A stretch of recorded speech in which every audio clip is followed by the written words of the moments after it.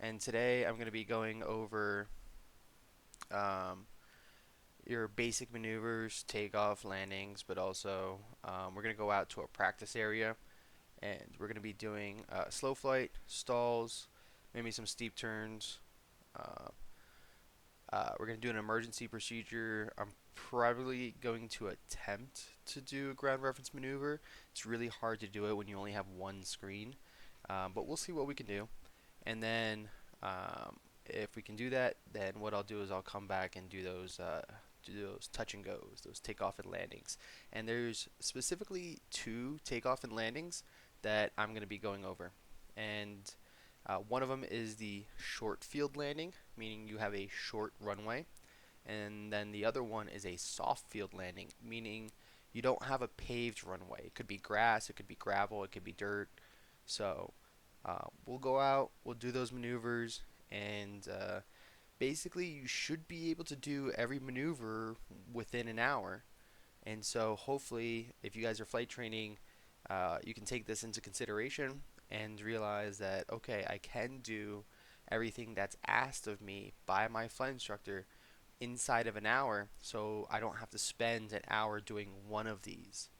So it's a good way to save money, and I'm just going to show you guys how to do it and um, what your parameters are, like what altitudes and airspeeds do you have to stay within in order to accomplish the maneuver properly. So right now we're at Longmont Airport. I'm taking off runway 11. The winds are 010. So the winds are going to be kind of behind me and to my left. So I probably should have chosen the other runway, but it's about 5 knots, and I'm not going to say it's negligible, but it's not really going to impede our takeoff. So we're just going to run with it. It's a simulator, and I really just want to show you guys the maneuvers and the standards to stay within. Cool. So some of the basic maneuvers or basic flight proficiency standards that you have to do that maybe don't involve flying are very simple things like pre-flight preparation, um, which is like literally going around the aircraft and checking everything, making sure nothing's damaged, all systems work. And then when you get into the aircraft, you'll actually test those systems, and it's considered a run-up. And really, all you're doing is testing your engines, testing your magneto, um, checking to making sure that your oil pressure, oil temperature is good, your vacuum system's good, your fuel is sufficient for flight, and any other systems you may have on board, like carburetor heat or your fuel pump. Um, and just to kind of go through that real quick, I'll kind of show you guys. Here we go. We'll look at the cockpit and all the instruments and system gauges. And what I'm going to do is actually I'm going to bring my power up to about 1800 RPMs to check this. Um, you should always lean your mixture whenever you're above 3000 feet. So it's not necessary if you're at sea level, you kind of just bring your mixture rich. But uh, when you're well above sea level, you have to lean your mixture out so you get the best engine performance. So you'll notice as I lean my mixture, the red knob, you'll see my tachometer and RPMs increase. So I'm pulling out the mixture, and what I'm looking for is a peak RPM. So I'm going to keep inching it out until that RPM drops a little bit. And to give you guys a better idea, I'm looking at this RPM. And I'm going to keep pulling out my red mixture knob. And then I start to see the needle drop. So I'm going to push that back in, and I found my peak. Right now it's just above 1800 RPMs. So I know my fuel air mixture is at its peak performance. So now, while I have that, I can test my other systems. If you have carburetor heat, it would be next to your throttle, and it'd say carb heat, and you'd pull it and you'd look for an RPM drop, because what you're doing essentially is adding hot air into the fuel air mixture, and hot air is thinner, so it's it's basically going to run your mixture slightly rich. You're going to have more fuel than air ratio, and that's going to cause a slight drop in RPMs. Should not be more than 100, um, and if it is, you're kind of just adding a lot of fuel air mixture, or you're adding a lot of hot air. It doesn't mean it's faulty, it means it's working, but I don't think it's going to drop more than 100 RPMs. I have a fuel pump, so you'll see that there's a switch to the bottom left. Um, I'll move it. You can kind of see it's right next to the master switch, the red rocker. And I turn my fuel pump on.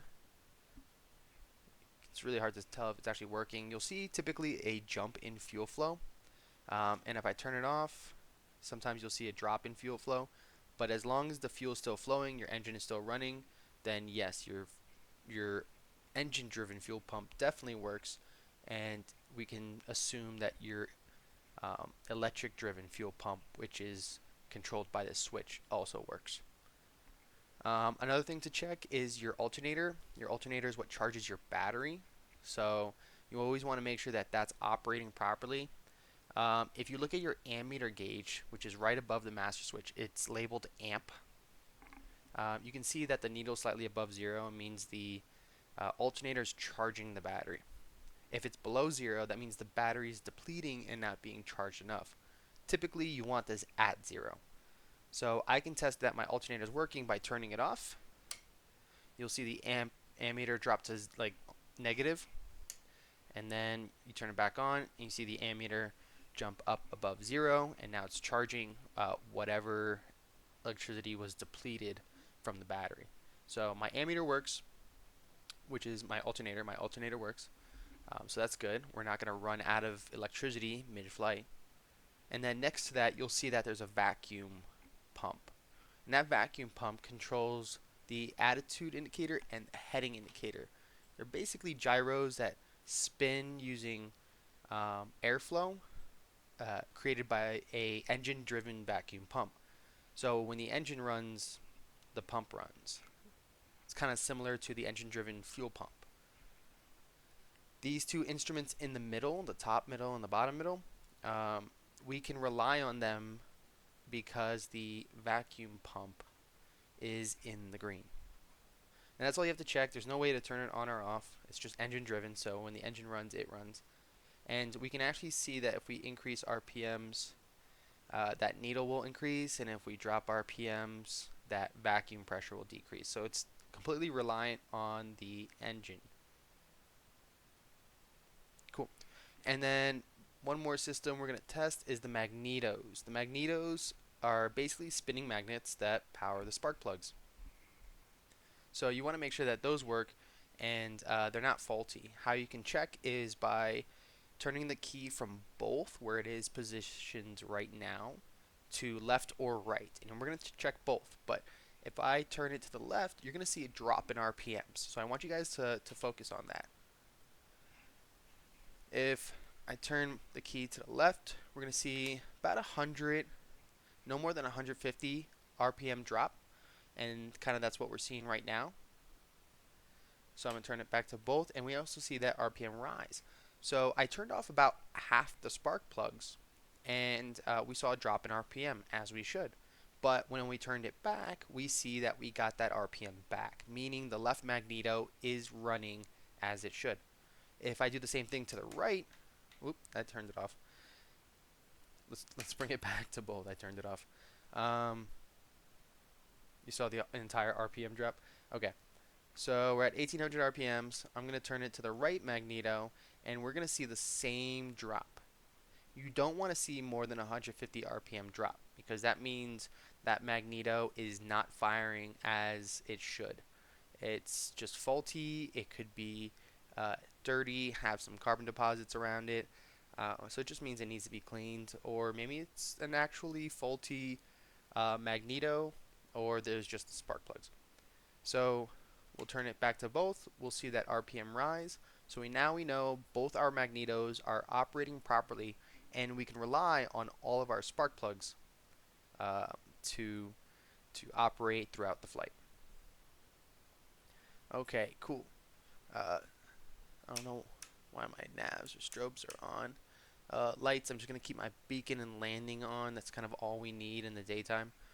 The rest of our systems are in the um, are on the left side, and you can see that I have a fuel gauge, which my tanks are at half. It's going to last me about 2.5, 3 hours or so.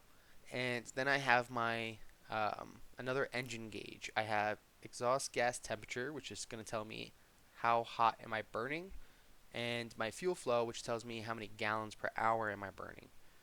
Right now I have positive fuel flow, and my exhaust gas temperature is not that hot because I kind of just started the engine. As we increase RPMs and we keep that up, that EGT gauge will rise. So that's checking your systems, checking your instruments is as simple as just kind of looking at them and making sure that they look like they're operating properly. So my airspeed is at 0 because we're not moving. My attitude indicator is level and erect, so it's not banking left or right. It's not kind of skewed, and the limitation for that is about 5 degrees. So if your attitude indicator is off by about 5 degrees, um, it's unreliable.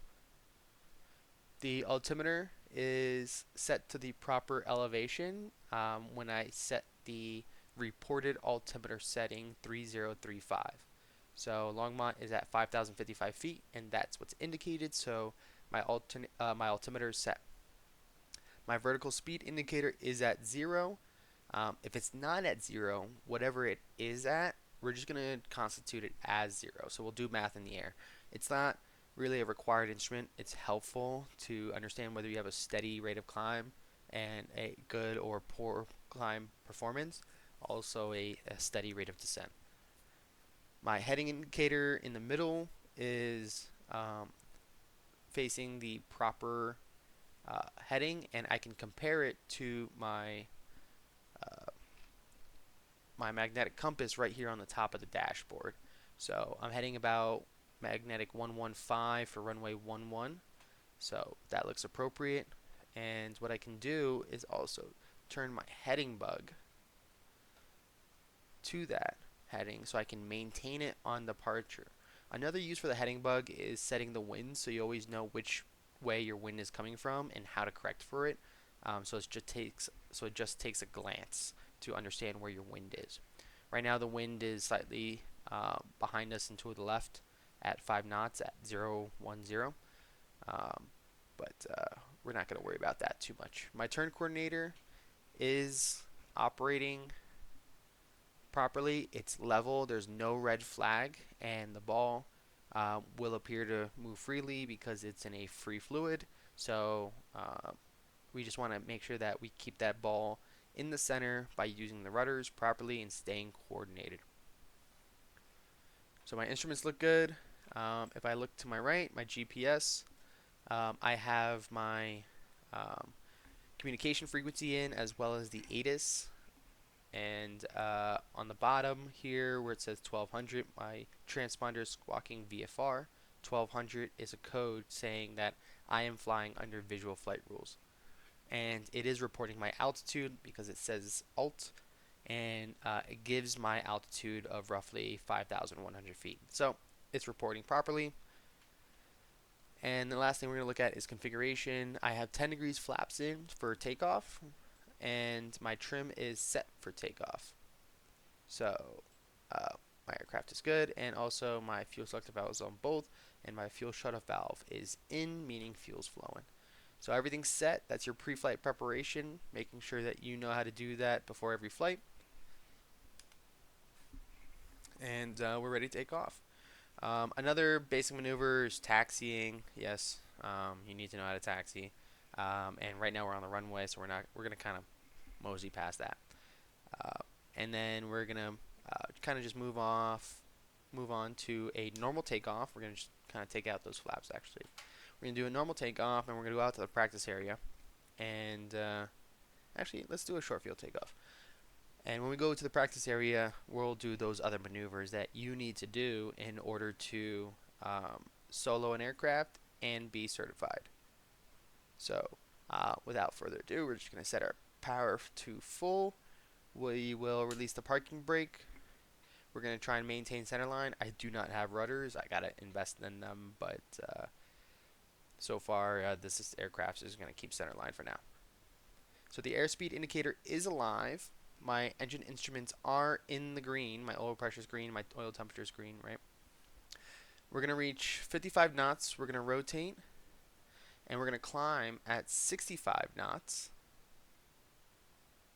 And this is for a short field takeoff to clear obstacles and climb from a short runway safely.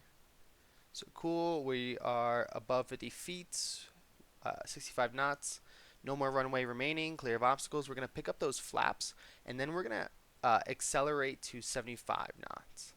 And this is how you do a short field takeoff. Very simple. Rotate 55, climb at 65, clear the obstacle, take out flaps, climb at 75. And that's it. So we're maintaining our runway heading. I'm trimming out the aircraft so I'm not fighting it. And trim is really important to maintaining positive aircraft control. And we're just going to climb up to about maybe 7,500. So I departed Longmont, and I'm just going to kind of go straight east because there's nothing out there. It's all farmland, so it's a great practice area. So we're climbing at almost 75 knots, and we're just going to kind of depart east. I'm going to use my heading bug so I can maintain easterly heading, and we're going to keep climbing at 75 all the way up to 7,500. And I'm lazy, so I like to use autopilot.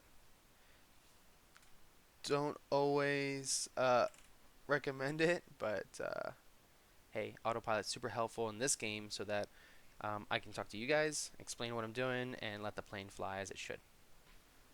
Alright. Cool. So, flying out of Longmont Airport has its benefits. There's no control tower, so you just kind of self-report.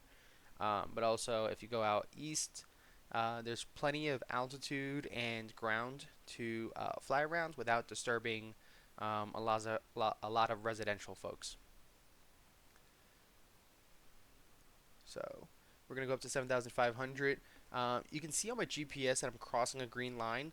That's the Denver Bravo airspace, and it starts at 10,000 feet MSL. So you can see that leaving 5,000 and all the way up to 10,000, we have almost 5,000 feet to play with. Now, you have to do your maneuvers and recover from them above 1,500 feet above the ground. So, doing the math, right, that's 6,500. So we can't be lower than 6,500 and do maneuvers. So that's why I'm going to climb up to 7,500, and that gives me about 1,000 feet above my floor, my maneuvering floor, and it still gives me about 2,500 feet above me if I want to climb and do some other maneuvers. So we're at 7,500 feet. We're basically in the practice area, and maybe I'll just turn a little bit more to the northeast. And we can see that around here, a lot of farmland. So not a lot of people to disturb and bother with our maneuvers. So one of the first maneuvers you're going to be doing, and you can go ahead and do it as soon as possible, is slow flight. So I'm going to come off autopilot, and slow flight is essentially exactly as it sounds, flying slowly.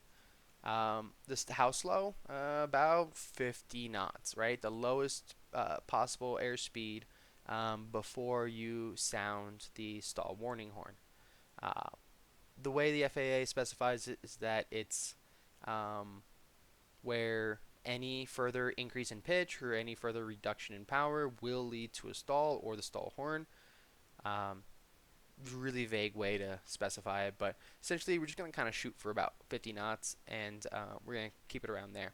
Now, the way to be able to fly slowly and not stall is to use your flaps. You'll notice on my airspeed indicator there's a green line and a white line.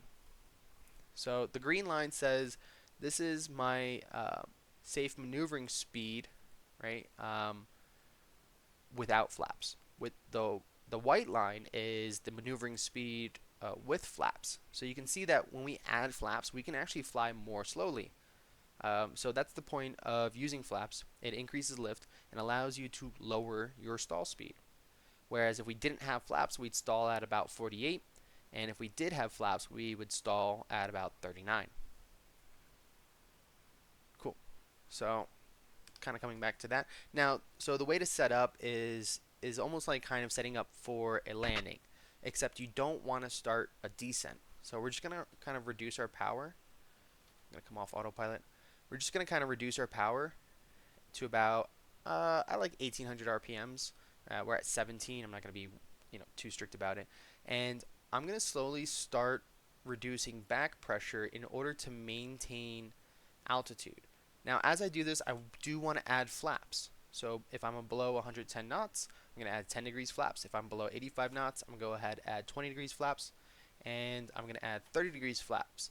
Once I add 30 degrees flaps, I'm now going to add as much power as I need in order to maintain airspeed and altitude. So you can see I dropped significantly in airspeed. So I just want to be able to maintain that 7,500 knots. And I'm going to trim that out so I'm not fighting the aircraft. And you're going to see I'm going to need almost a climb attitude. So I'm going to have a fairly high angle of attack. And I'm just going to use pitch to keep airspeed and power to keep altitude. Pitch for airspeed, power for altitude. If you can remember that, everything actually gets a lot more simple. Cool. So now we're in slow flight. I'm at about 55 knots. And for slow flight, they don't allow you to drop below your specified airspeed. So if we said 50 knots, I can't drop below 50 knots. But they do allow you plus 10 knots. So I could accidentally accelerate to 60 knots. That's not something I want to do. So I'm going to play between 50 and 60. So 55 knots is perfect. They also want you within, I think it's 100 or 200 feet. We're just going to say 100 because I'd rather be better than worse, right? So I don't want to hit 60 knots, and I don't want to hit 7,600. I don't want to hit 7,400. So I'm trying to play this delicate dance of keeping a low airspeed and the same altitude. So if I add power, that's going to basically bring my nose up and start a climb. If I reduce power, it's going to bring my nose down and start a descent. Hands off. And we're maintaining altitude and airspeed. Awesome. That's slow flight. In slow flight, your instructor is going to ask you, and your examiner, to make some turns. Possibly make some climbs and some descents, maintaining that airspeed.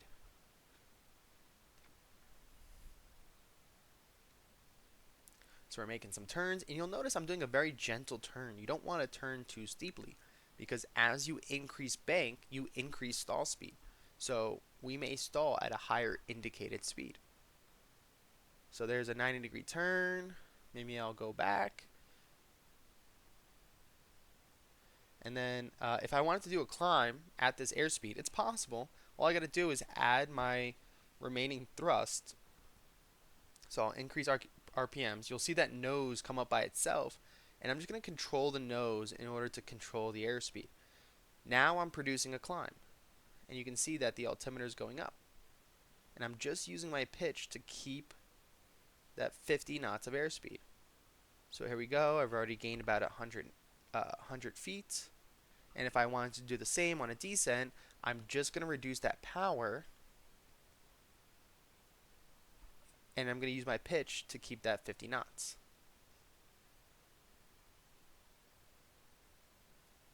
So I'm keeping 50 knots, and now I'm descending very casually. They're also going to require you to stay within 10 degrees of your specified heading. So I already turned 90 degrees, so I'm just kind of keeping north. But here is my descent, and I'm almost at, and I can reduce more power if I'm not descending enough. But keeping my 50 knots, and now I'm returning back to 7,500. So easy, slow flight. And then I'll return my power in order to maintain altitude. All right. So now the recovery. How do I recover from this? Well, it's kind of like a go around. That's why we teach you this. It's to practice your skills on managing your aircraft in very low maneuvering speeds. So the first thing you should do on a go around and in the recovery of a slow flight is to add full power, and we're just going to maintain altitude but slowly build that airspeed to a safe airspeed. And I'm going to retract my first notch of flaps.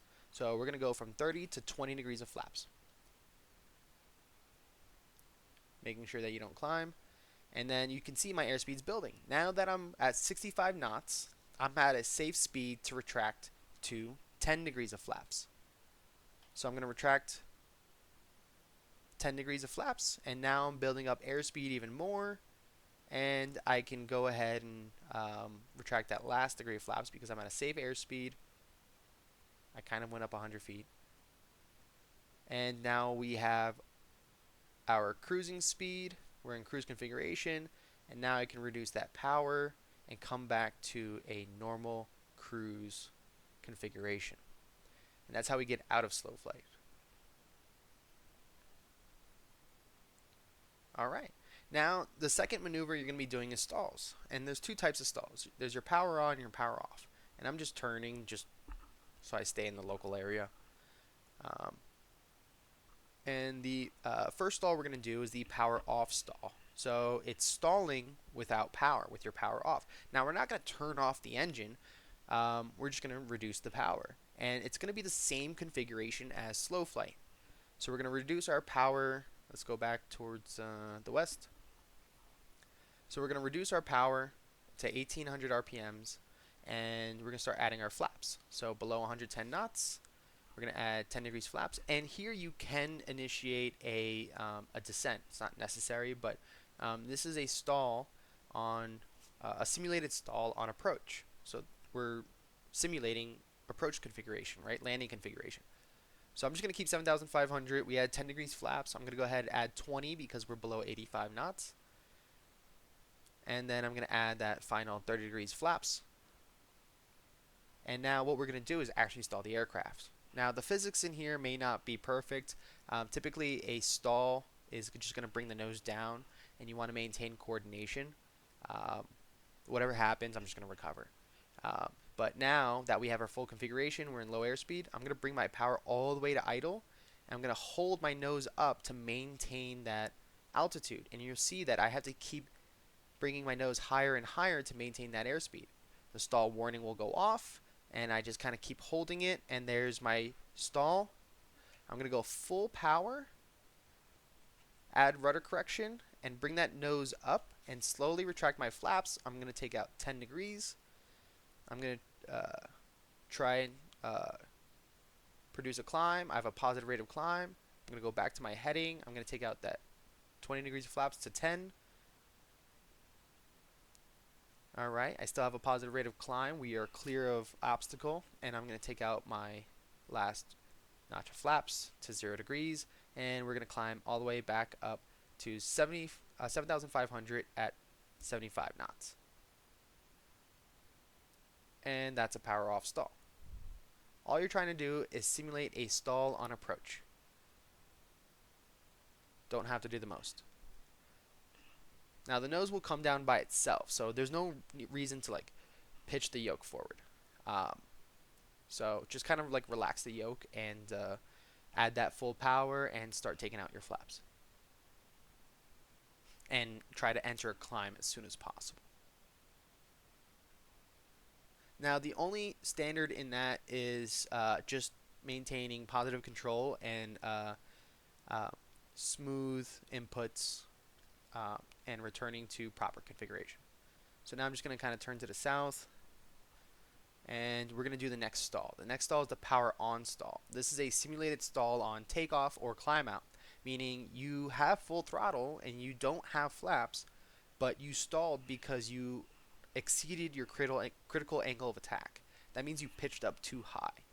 And it's going to be the same effect. The nose is going to drop, and you're just kind of let the nose drop, build that airspeed, and produce a climb again.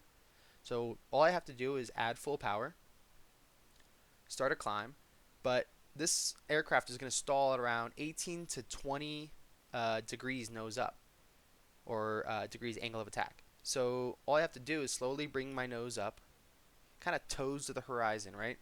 And we're just going to keep pulling back and back and back. And you can see we're climbing, but our airspeed's dropping, and eventually it gets below that minimum control speed, and the nose drops. So now we let the nose drop a little bit. We build that airspeed. We don't have to dive bomb it.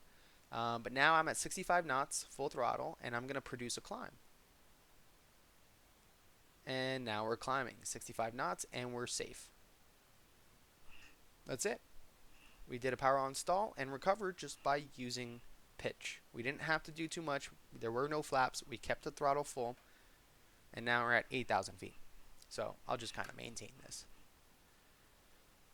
So the second maneuver, or your fourth maneuver that we're going to do is steep turns. Now, typically you don't need this to solo an aircraft because it's not required for pre-solo flight training. It's required, though, for your check ride. So if you're going to become a private pilot, you're going to be doing this with an examiner.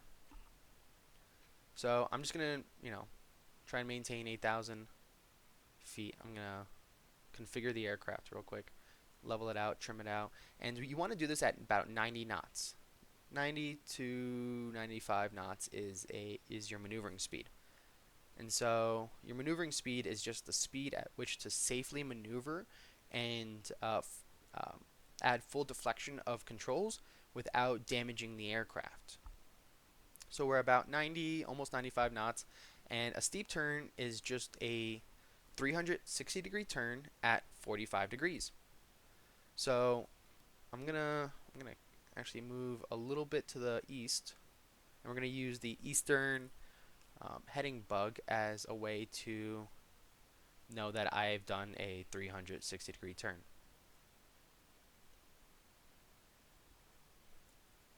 All right, so we're at 8,000. We're at actually about 100 knots, so I can actually reduce some power. Don't need all that airspeed. And once you have it configured, just go ahead and start the maneuver whenever you want. And 45-degree bank angle kind of looks like between these two long lines, which is 30 degrees and 60 degrees on my attitude indicator. But if you look at the bottom left, there's a small tick between those two long lines, and I'm going to just kind of bank to that. I'm going to try and maintain altitude. You have to be within 100 feet, plus or minus, and plus or minus 10 knots, and you want to come out of the maneuver within 10 degrees of your starting heading. So right now I'm already kind of descending. Alright, we're at 8,000 feet, and it's a lot easier to do this in the aircraft because you can actually feel the G-force. In the simulator, it's a lot more sensitive. So we're at 8,000 feet, give or take. We're at, eastern heading, give or take, and we're about 90 knots, give or take. I'm just going to go ahead and start the maneuver just to show you guys what it's supposed to look like. So I'll just go ahead and turn to 45 degrees. Now, I lose lift drastically, so I want to actually add power so I can keep my lift and keep my airspeed. After that, I'm just going to be looking outside and putting my nose on the horizon and just once in a while checking my altitude, making sure that I'm not climbing. If I am, I'll just relax the yoke.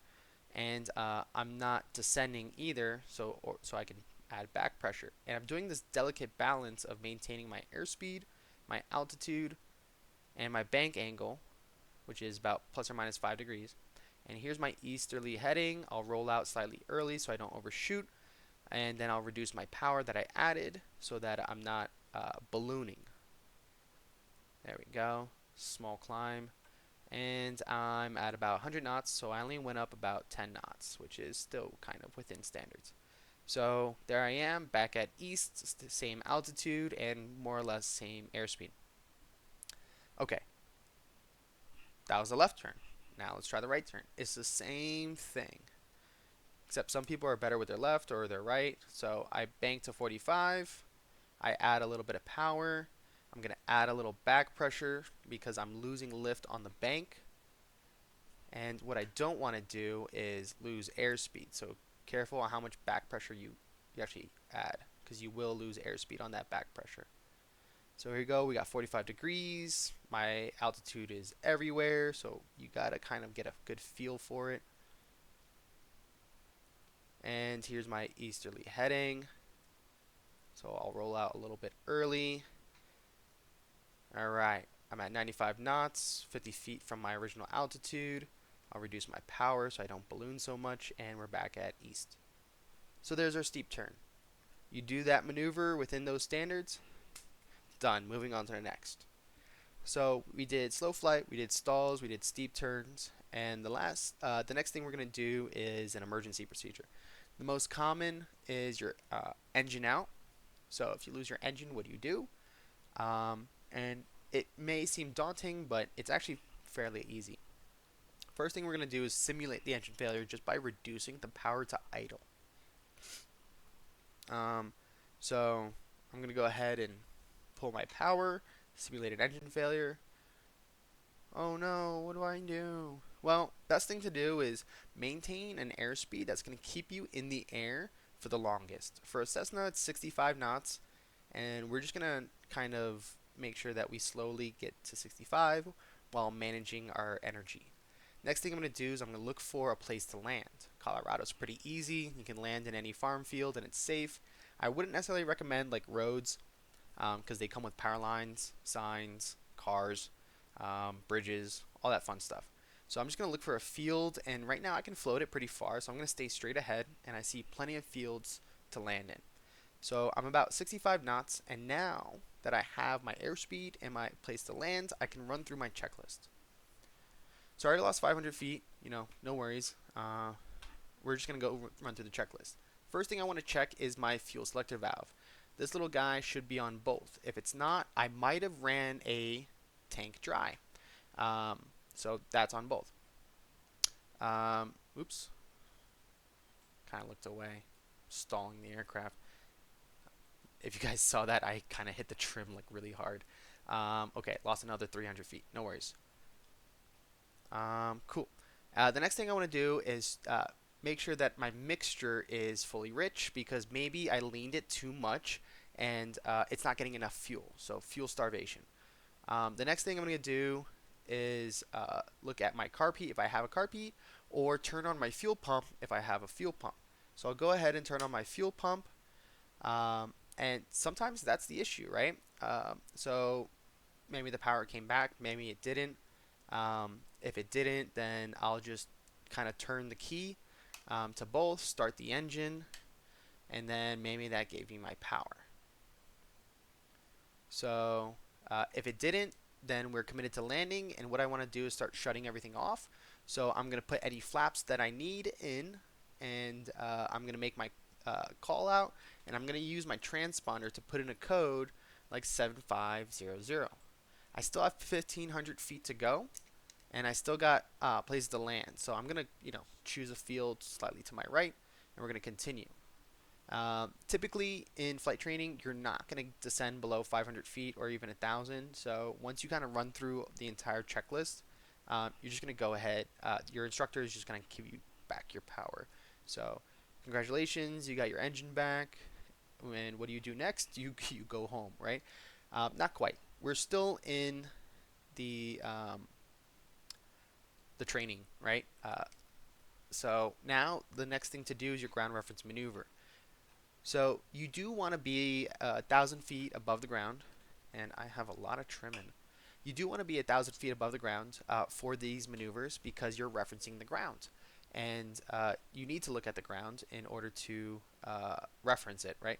So 1,000 feet, and this is where you want to make sure you're not over any houses, you're not disturbing any residential areas. So we're gonna keep 1,000 feet above the ground because that's a legality, and we're gonna find something around here that we can do maneuvers around. So cool. I'm about 1,000 feet above the ground. I'm gonna give myself a little bit more power, and what I'm gonna do is I'm gonna accelerate to about 90 or 95 knots, that same maneuvering speed I used for steep turns. And there's two ground reference maneuvers of importance that you really want to nail. And one of them is turn around a point, where you kind of just do a circle, a turn around a point, but maintaining ground track.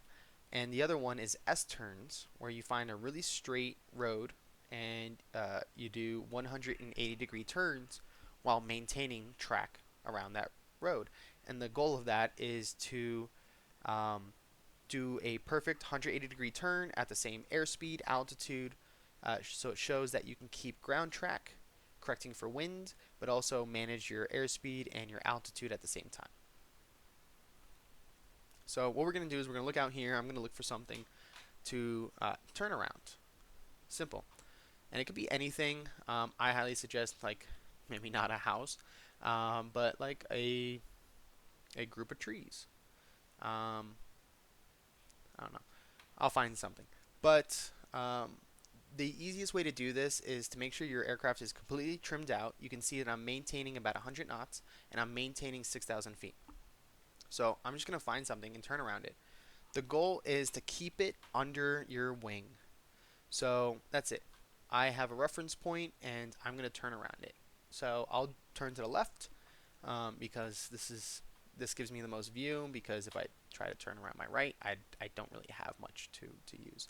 I can't really see much.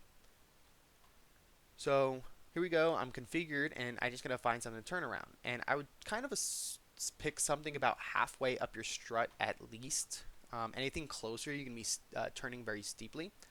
And you want a nice casual turn. So I'm going to choose something that appears halfway to almost 3/4 above my strut. And that means it's going to be about a mile and a half away from me. And that's good. That's going to give me a nice, easy turn.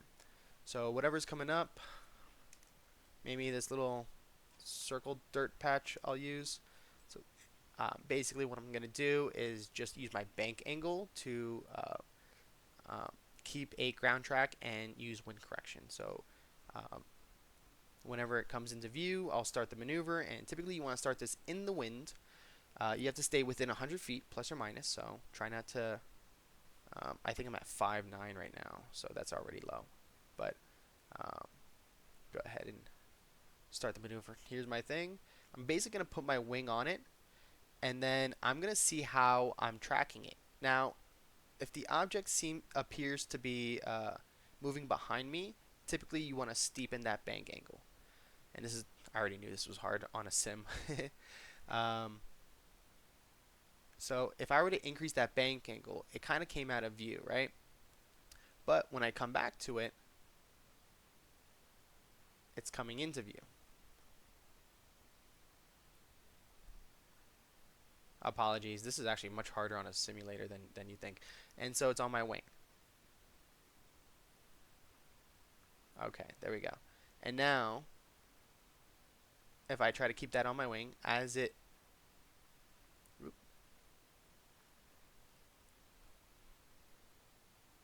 I descending or climbing? Alright, let's restart this maneuver. Where am I? I'm descending like a lot. Let's try back. Let's try this again. I'm gonna basically exit this maneuver and let's get back up to 6,000 feet and let's trim it out.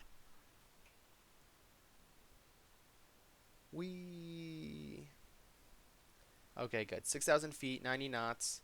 I want to be able to maintain this, so let's trim it out.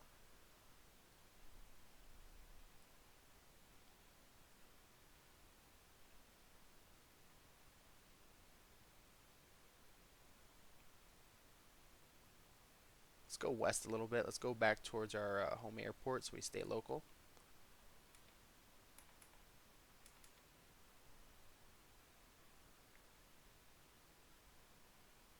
Alright.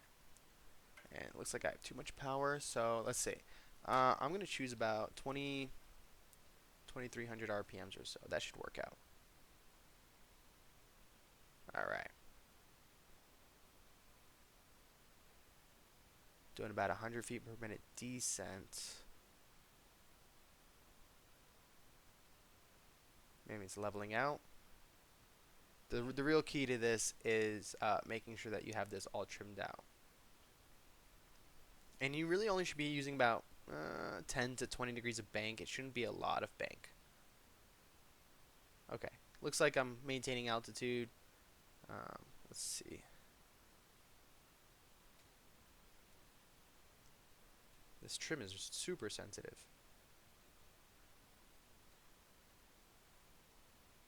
Hopefully that's not a climb. Okay, so it looks like I got it. Okay, so let's look back off my left wing. Residential area. I don't want to use that. So I'll kind of come to the north.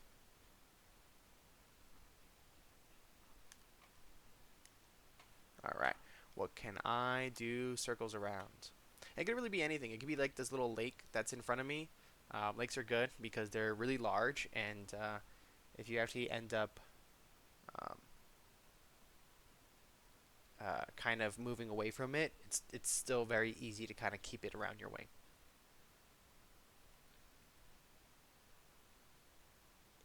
All right. Back at 6,000 for some reason. Microsoft has kind of over displayed the physics. Any amount of bank causes a descent.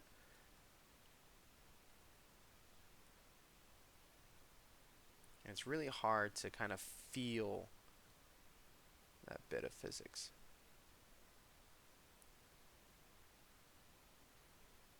Are we level? Are we not? I got my 90 knots. Okay, so I'm going to use this lake, and hopefully I'm not going to butcher it this time. Ground reference maneuvers are really hard on a single screen. So it looks like I'm keeping about 6,000 feet. I got my 90 knots. Got my lake. It's kind of coming up at about half strut.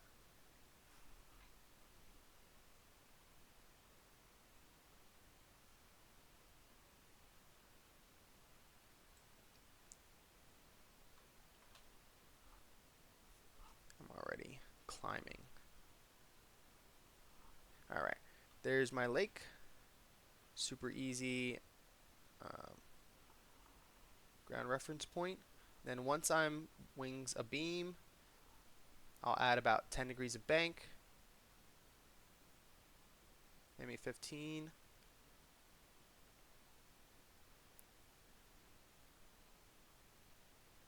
All right.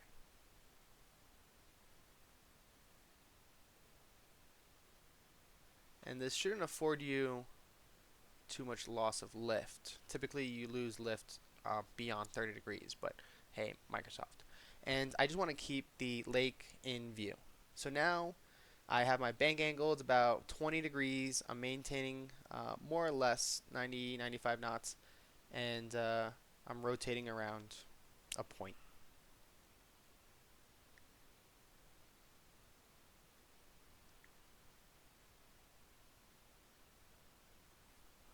If the point kind of looks like it's moving behind me, I'll increase bank angle. If it looks like it's moving in front of me, I'll decrease bank angle.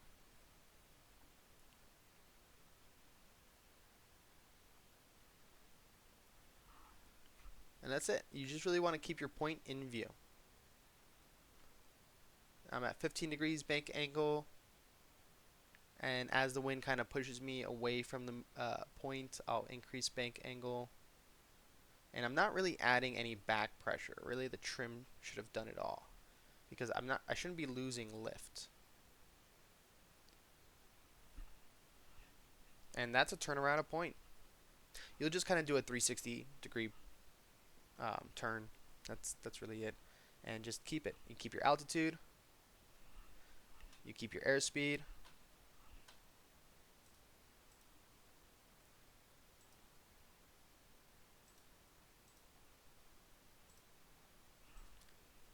And you can see that my point kind of came in front of me, so I'll reduce my bank angle a bit.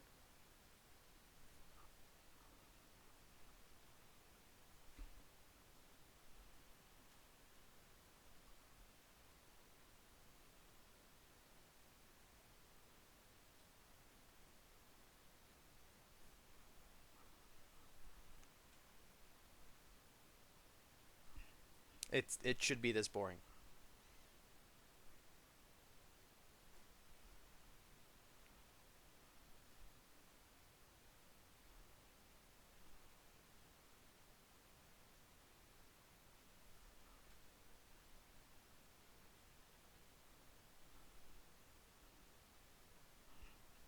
That's a ground reference maneuver. Now you could do the same thing with the S turns. You find a straight road, and then you basically do the same thing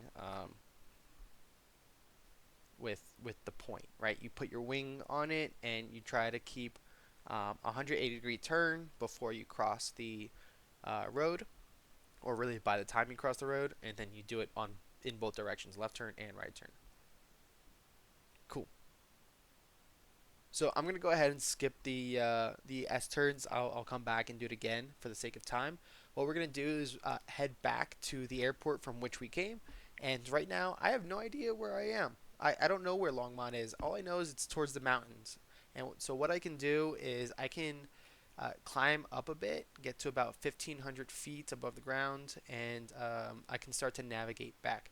Easiest way to navigate back to your home airport is if you know your airport identification code.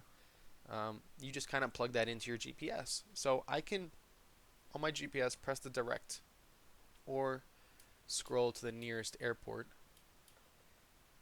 Here, Longmont came up, direct, enter, enter, and you can see that GPS line came up that says fly northeast, and I can put my data fields on, and it says fly 287 or about 290. So that's my heading right now. I'm at 6,500, so I'm going to maintain this altitude, and we're just going to proceed back to the airport.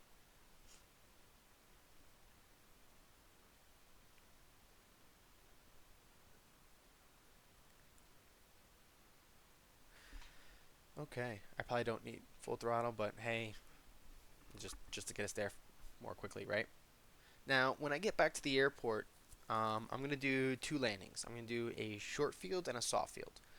Um, right now, we've done all the maneuvers that you actually need to do in order to solo and uh, pass your check ride, right? So um, we did slow flight, we did stalls, both of them. We did steep turns, we did emergency procedures, we did a ground reference maneuver, and now all we need to do is performance landings. So we're gonna go back and do a short field landing, and it's not too much different than any other landing. You're using full flaps, you're coming in at certain airspeeds, but they really want you landing at a specific point, and it just shows proficiency. And they want you to with minimum float and minimum wind drift. So if you kind of like side skid it, that's not really showing positive control of the aircraft. So um, the way I always teach traffic patterns is also teaching short field landings. It's the controlled performance method. And so you want to just come in at certain RPMs with certain airspeeds and putting in your flaps at certain times so that when you come in on final approach, um, you're configured for to land at a specific point with minimal float and wind drift. So it's going to take us about 10 minutes to get back. Um, so in this time, if you have any questions, just feel free to drop a comment or DM in the chat, and I can answer any questions. I am a certified flight instructor. I teach people how to fly all the time, and I do it daily, and I'm happy to teach you guys for free on this stream, and the stream gets posted to YouTube, so you guys can always go back and reference it. And I also give out free advice on our Instagram, flyhigh.denver, and you guys can follow us there. And again, you can comment on any video or DM us any questions you may have, and we will be happy to answer.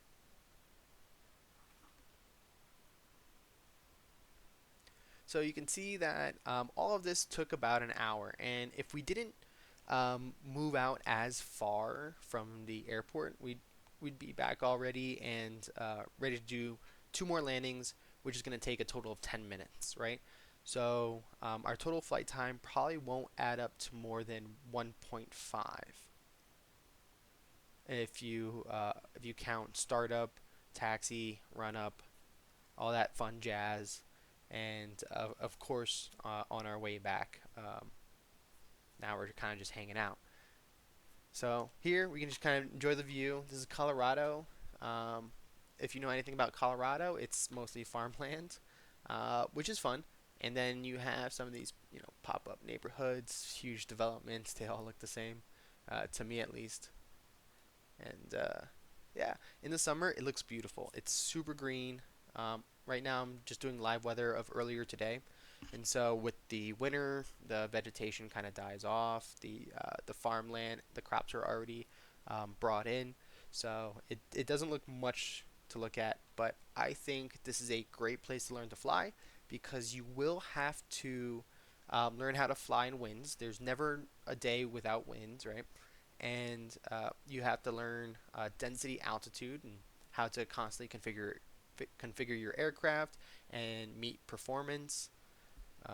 And it's fairly busy, so definitely enough towered airports to get your communication skills up, but also enough untowered airports um, so that you can kind of also get your um, uncontrolled communication practice in. So it's really diverse, and the airspace, it looks complex, but it's actually really easy to learn. So you definitely get a good feel of navigating around international airspaces, right? Denver International Bravos airspace, and there are airports that are almost exactly like 50 miles apart. So when you're doing cross countries, you don't have to go too far in an area that's too desolate. Most times you can actually follow the highway, and it makes navigating really easy for student pilots. So I think training pilots out of Denver has been one of my most favorite areas because you get so much experience in very different areas of flying. Whereas if you're at sea level, you don't get that density altitude training. If you're kind of in the middle of the country, you don't necessarily get that Bravo airspace training. And if uh, you're also in the middle of nowhere, you don't really get the towered airport training sometimes, and you definitely do need time in towered airports. You need at least 3 landings in a traffic pattern in a towered airport at minimum for your private. So it's definitely beneficial flying around here. Even Longmont is untowered. Rocky Mountain is not 10 miles away. So if you have to get that, that training, it's barely out of your way. So I think Colorado has a lot of perks, especially the Denver metro area, a lot of perks to flight training.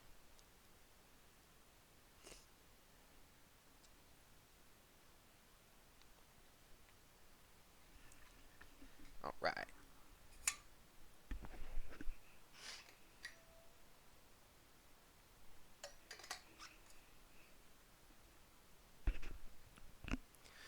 Okay, I can see the airport in the distance. If you guys see like a green and white flashing light in front of me, that's the beacon. It's typically on whenever there's low visibility, so you see this layer of fog. They're constituting it as like low visibility. I got in a little bit too low here, got distracted. And so it's really easy to spot an airport like that. It's also always active at night. Airports that have beacons, they'll always light them at night.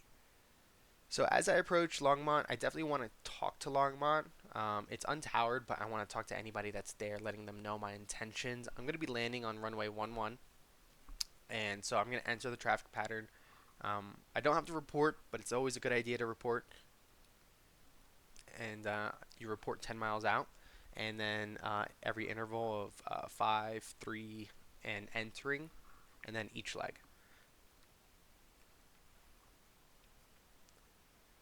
If you're at Towered Airport, it's still 10 miles, but at that point, they're just going to tell you what to do. So there's no need to report at intervals.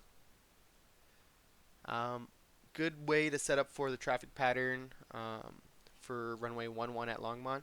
I look for a train track because a train track is almost parallel to the runway. It makes an excellent downwind because it's 1 mile away from the runway, where the downwind should be. So I'm just going to kind of stay north of it. I'll make a report. Longmont traffic. Skyhawk 123 Sierra Charlie is 10 miles to the east. Inbound, touch and goes um, for runway 11 left traffic, Longmont. So now everybody knows uh, who I am, where I am, and what I intend to do. And hopefully everyone will respond, and so I can get a mental picture of where everyone is at, so that I can keep traffic separation.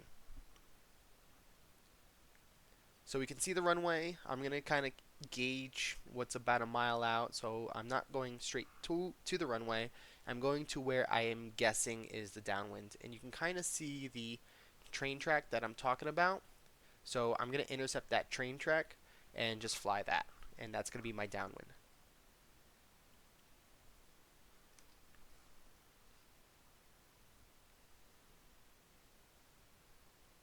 So I'm gonna be doing a short field landing, and again, it's gonna be the control performance method.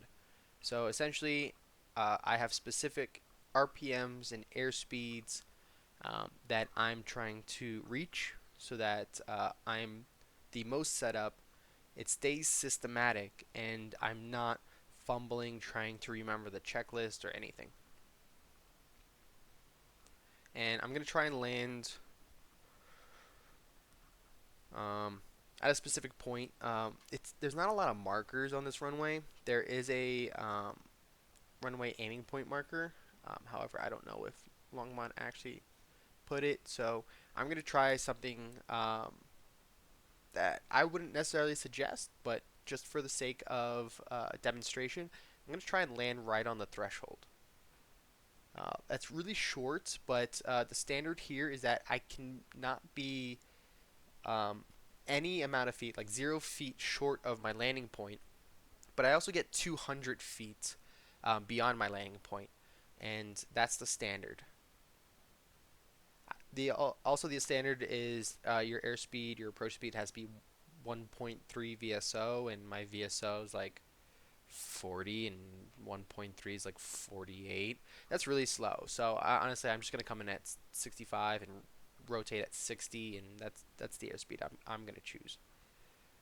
Any examiner that thinks that that is too fast um, is definitely very ballsy. Because if you're with a student at low airspeeds and low altitude, um, you are very confident in your student. So along my traffic, Cessna 123 Sierra Charlie is midfield left downwind, runway 11 touch and goes, Longmont. That's my call out. I'm already building up icing, but don't worry, it's not going to be detrimental. I just can't see now. But I'm going to start my descent when my wing is aligned with the runway. So that's coming up, so I can go ahead and start. And what I'm going to do is actually bring my RPMs to 1800. So I'm going to reduce this power, 1800 RPMs. You'll see that nose already come down. And once I'm below 110 knots, I'm going to go ahead and add 10 degrees flaps. Flaps give us lift, so you'll see that nose come back up. You want to maintain control. So really, the idea is just to keep that descent going, and you're going to want to trim it out so you're not kind of fighting the aircraft. We really do want to slow down to about 85 knots. So use your pitch to slow down to 85 knots, but don't feel like you need to rush it. So we're descending at about 500 feet per minute as well, which is a really good descent rate. So I got 10 knots in, or 10 knots, 10 degrees flaps in. I'm descending, and I'm coming in at about 90 knots. Once I have that in, I'm basically ready to turn, but you can turn whenever it's on your left 45. Now I'm going to start that turn, and my final approach heading is 110. So putting that um, in my heading bug is really helpful. So I know that when I'm 90 degrees from the runway heading, I'm on my base leg. So Longmont traffic, 123 Sierra Charlie is left base for runway 11 touch and goes. And you'll notice I got really low, so I'm just going to use my airspeed to maintain altitude. I'm going to add another 20 degrees flaps once I'm below 85 knots. Oh, we're going to go around. Looks like my pitot heat froze, so icing did become a problem. And it says I'm at 80 knots, but that's not correct, is it? Because my stall warning horn just came on. So if you're going to do a go around, just go ahead, add all your power, and I don't know if this is a real icing situation. I mean, I'm not in the cloud. Man, yeah, look at that, guys. I'm stalling. My icing in clear weather. Thanks, Microsoft.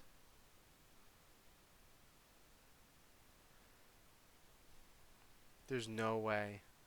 Oh, yep, there it goes. There's my airspeed. Look at that. You guys see that airspeed change? Went from 85 knots to 60. Can I actually get rid of some of this icing? What is going on? Take out live weather. I don't need this stuff. Can I get rid of this icing? Okay. Let's try that one more time, guys. The physics on here is, I'm not going to assume it's the best. It's Microsoft.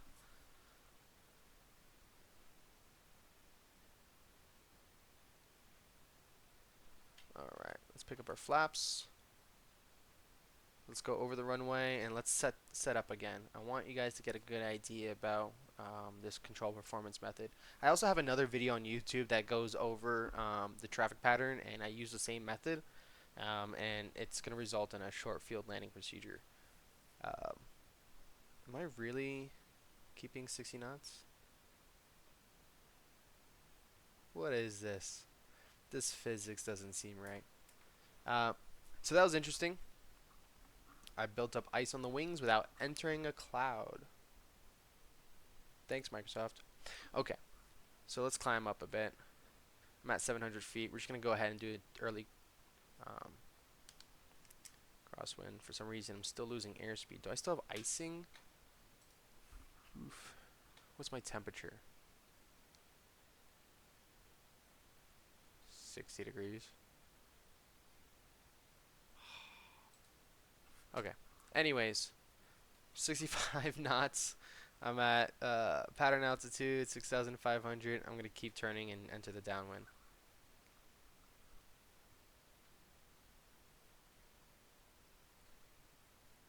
Alright, let's lower that nose. Let's keep the pattern altitude. I can see my train track. There's my train track, so there's my downwind.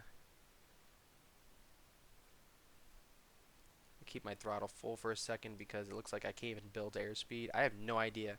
I noticed icing was building, but I didn't really think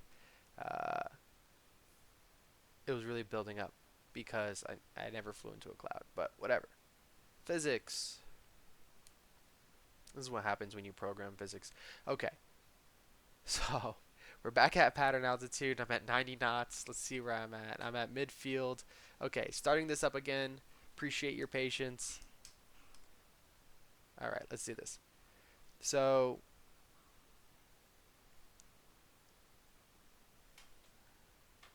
I'm going to beat my landing point. I'm going to start my descent. So bring my power 1800 RPMs. We're going to let that nose drop. We're going to add 10 degrees flaps. And we're really just going to try and keep 85 knots. I'm a little bit slow, but I also have extra altitude, so I can keep my nose down and build that airspeed.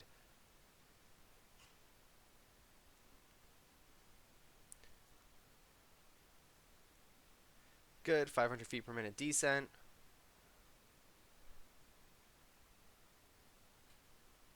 I'm hoping my altimeter was off. No wonder I look low.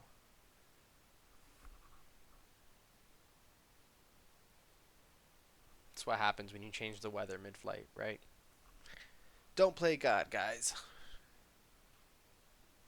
All right. Anyways, we'll get back to it. Um, so I'm at 700 feet. I'm gonna go ahead and turn left base. Longmont traffic 1230. Charlie is turning left base. Runway 11. Touch and goes. Okay. So I've accelerated to 85 knots.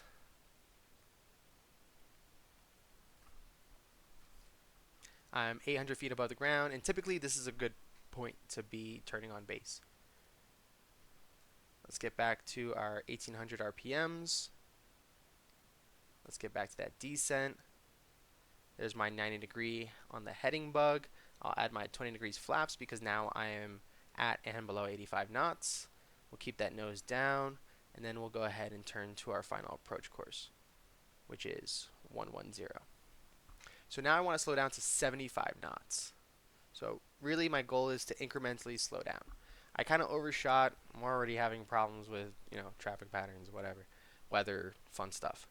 But I'm at 75 knots, and now I'm on final. Log my traffic, Sky 123 Sierra Charlie on final, runway 11, touch and goes. I'll add my 30 degrees of flaps, and I'll slow down to 65 knots. I basically keeping the same power setting, and I'm just going to use my glide slope to tell me whether I'm high or low. White over white, I'm too high, so I'm going to reduce my power. I'm going to keep 65 knots, and I'm landing for those markers. I'm going to try and get my nose down right on the numbers. You don't want to go below 60 knots, so really make sure your power setting and your pitch setting are giving you that balance. So here we go, 65 knots. Let's see if I can do it. Throttle idle. And, oh, bounce. So that's not going to pass. Doo-doo-doo. All right, let's try that one more time. I'm going to go full throttle. Flaps up. Maybe now I'll actually be able to set up properly. 55 knots. Let's climb out.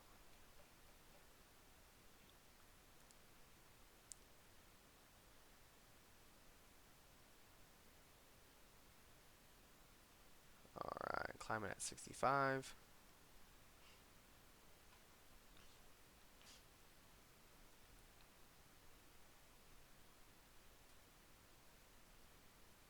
And I wouldn't recommend trying to land on the threshold or on the numbers. Not really safe. You're really coming in really low, really slow, and you don't want to land short in the grass, right? So I think what I'm going to do I think I'm going to try and land on the second runway center line. I think that's safer. I think it's still a proper landing point, and I think if you guys are on a short field like this, that's going to be safest with your instructor and your examiner, and I think they'll both agree. So I'm going to turn crosswind at 700 feet. That's where we're approaching, so I'll go ahead and make that turn.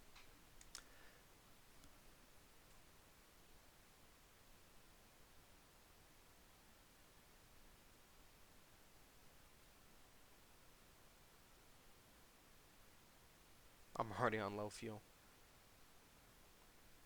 Nice casual turn, keeping airspeed. And I'm just going to use my heading bug to know when I've turned 90 degrees. So I've reached pattern altitude, I'll lower the nose. I've reached my heading, I'll level the wings. I'll build up airspeed. I'll trim it out. I'm looking for my train tracks. Alright, we're going to go enter the downwind.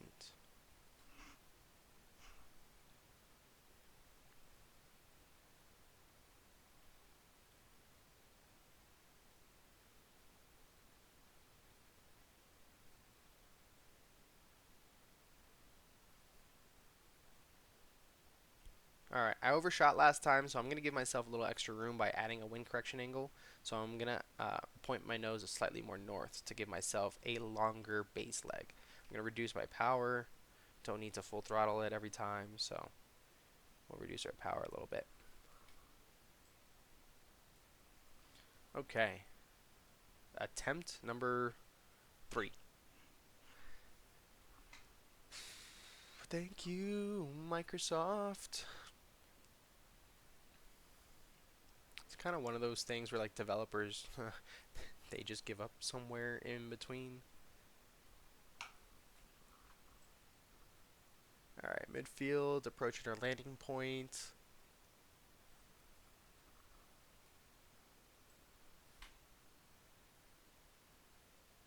All right, a beam landing point. I'm going to be going for the second runway center line. So, same thing as before. I'm going to bring my power to 18.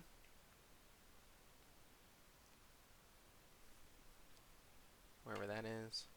I'm going to add 10 degrees of flaps because I'm below 110 knots of airspeed. I'm going to slow down to about 85 knots, and I'm going to try and shoot for a 500 feet per minute descent. And I'm going to trim that out. So there's 85 knots, there's a 500 feet per minute descent, 1800 RPMs. Awesome.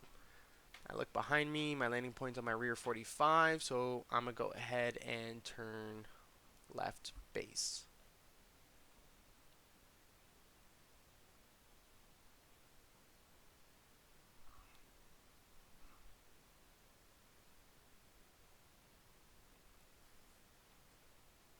Alright. Now I look at my heading bug, it's on my left 90 degrees, so I'm going to go ahead and level my wings. I'm going to add 20 degrees of flaps. I look a little bit low, so I'm going to add just a little bit of power, 1900 RPMs. And once I have those flaps in, I'm at 75 knots. We're going to go ahead and turn final.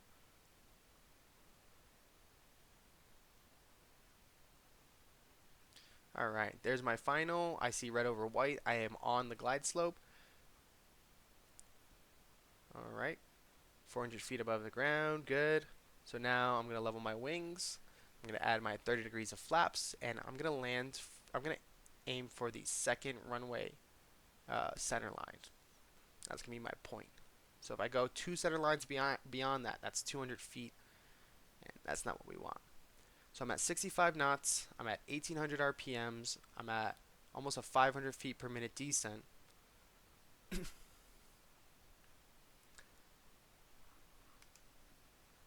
And what I'm going to do is slowly bring my power out to idle over the runway. We're going to 60 knots. There's my runway center line, and I'm on the ground, flaps up. And we're within 200 feet. So, minimal floats. I did float a little bit, but it's a simulator. It's really hard to feel it out, but that's your short field landing. Apply heavy braking, get off the runway, blah, blah, blah, simulation. Okay, full throttle, flaps are up. Now I'm going to show you guys a soft field landing. I'm going to let this thing take off by itself.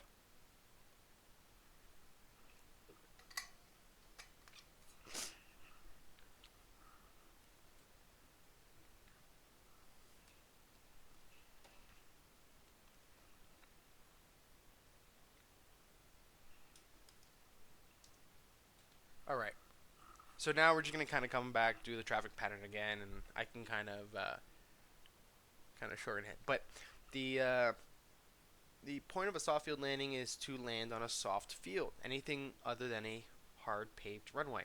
So grass, gravel, dirt, and the only real thing here is just kind of keeping your nose wheel off. That's it. Coming in at a slow enough speed that you're gonna not add so much weight and force on your landing where your nose is going to drop, and that your nose wheel might sink into the ground and your propeller might strike the ground. So the only point of a soft field landing is just to land softly and keep that nose wheel up.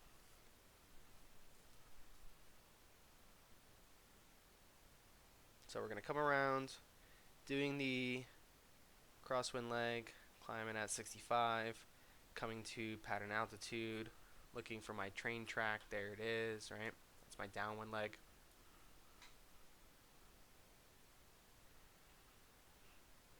There's my pattern altitude. We're going to level off, reduce my power, trim it out, turn downwind.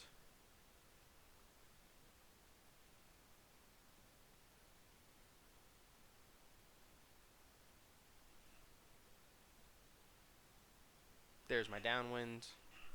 There's my train track. Okay.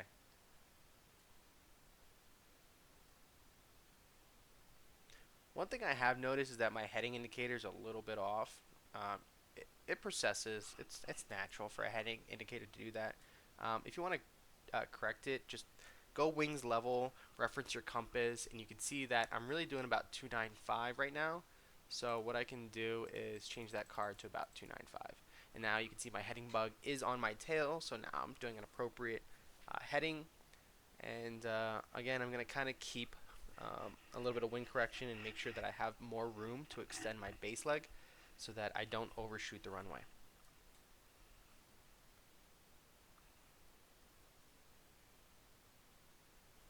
All right. Sometimes these physics are just so exaggerated.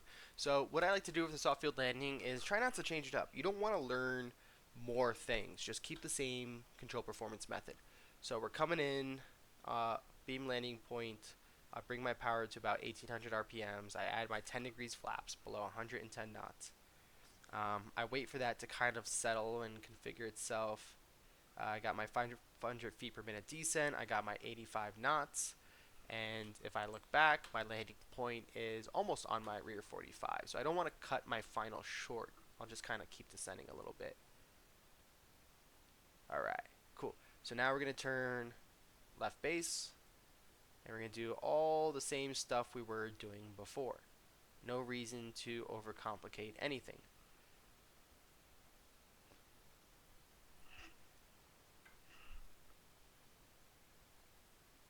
Alright, my heading bug is on my left 90 degrees. I level the wings. I add 20 degrees of flaps below 85 knots. And I'm going to slow down to about 75 knots. And all while keeping my descent in. Once that kind of settles in, let's go ahead and turn final.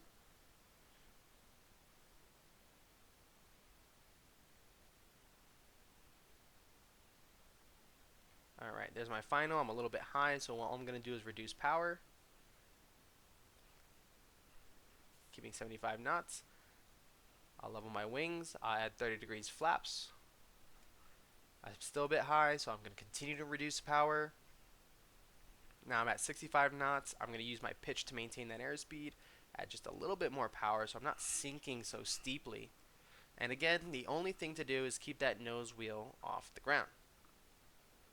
So the way to do that is come in normally, 60 knots over the threshold, power idle, and we're going to let it sink by itself. There's no point where we need to touch down. So I let it sink by itself, and then I keep that nose wheel off the ground. You can see that I still have my nose wheel off the ground. And I'm going to do that until I run out of airspeed and my nose settles. And when that happens, I can't help but my nose wheel to touch the ground. I'm just going to keep forward motion and keep my elevator all the way back so that most of the weight is off the nose wheel. And then I'll keep this motion and get off of the runway or the soft surface. And once I'm off the soft surface, I'm no longer at risk of sinking my nose wheel into the ground and accidentally prop striking my propeller. So um, here we are. We're going to full stop. We'll get off the runway. I'll keep my elevator all the way back. And we'll just kind of swing the rudder. I don't have a rudder, so I'm going to do my best on this one. Um, but yeah, that's a soft field landing.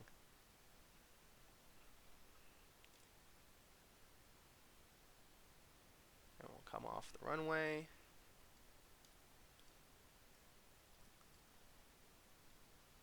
And once I pass the line, I'm off the soft field. So then I can kind of relax my elevator. And here we are. Alright, I'm just going to stop right here. Cool. So that's basically everything you need to do, all within less than an hour and a half. And so whenever you guys go for a flight and you guys are flying with your flight instructor and you're doing all your maneuvers, you shouldn't be spending an hour on one thing unless you're really deficient in it. Really, you should be able to do everything in 1 hour or an hour and a half. And if there are things you are deficient in, you can come back to that. And if there are things that you are proficient in, check off the box and move on, because you shouldn't have to repeat these every flight. Once you're proficient, your instructor should sign off that maneuver, and you should just focus on the other maneuvers. So that's every maneuver you need to do in order to solo and even pass the check ride. And yeah, that would only cost you whatever the wet rate is of an aircraft times 1.5. So hopefully you guys took a lot from that. And if you have any more questions, just drop comments, DM us, and we're happy to answer your questions, because our point in this is to save you as much money as possible in flight training. So that's it for now. I will catch you guys next time on the stream, and have a good night.